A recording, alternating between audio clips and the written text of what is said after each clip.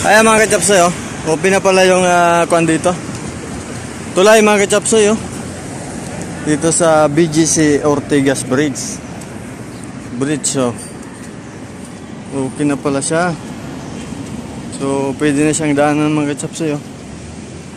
Bukas na yung kwan, hagdan dito. Na on-ramp tsaka off-ramp. Yan. Open na pala siya mga kachapsoy. Oh. Dito na ang daanan.